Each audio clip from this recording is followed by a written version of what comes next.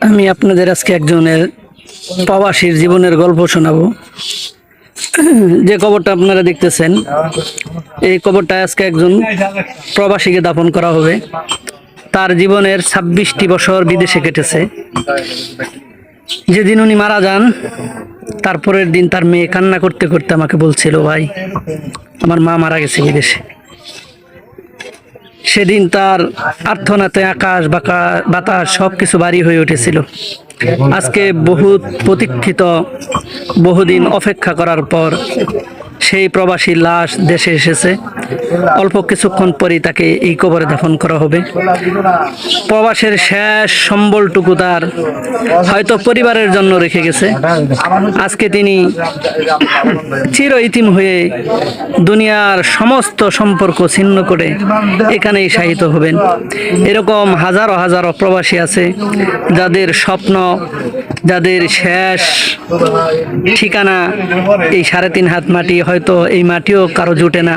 এরকম অনেক প্রবাসী আছে।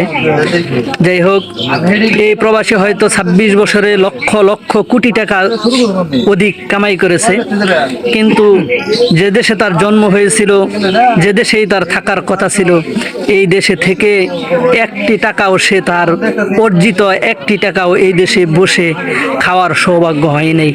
এরকম হাজার প্রবাসীর জীবন বিদেশের মাটিতেই জুড়ে যায়।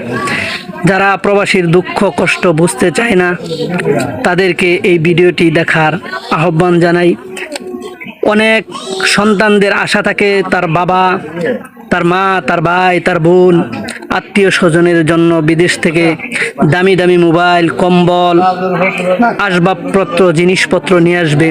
আজকেও এই প্রবাসী বিদেশ থেকে গাড়ি নিয়ে সরাসরি এয়ারপোর্ট থেকে বাড়িতে এসেছে, কিন্তু উনি জীবিত আসতে পারেন নাই।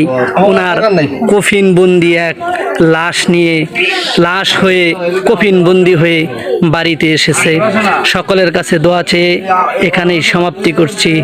আসসালামু আলাইকুম।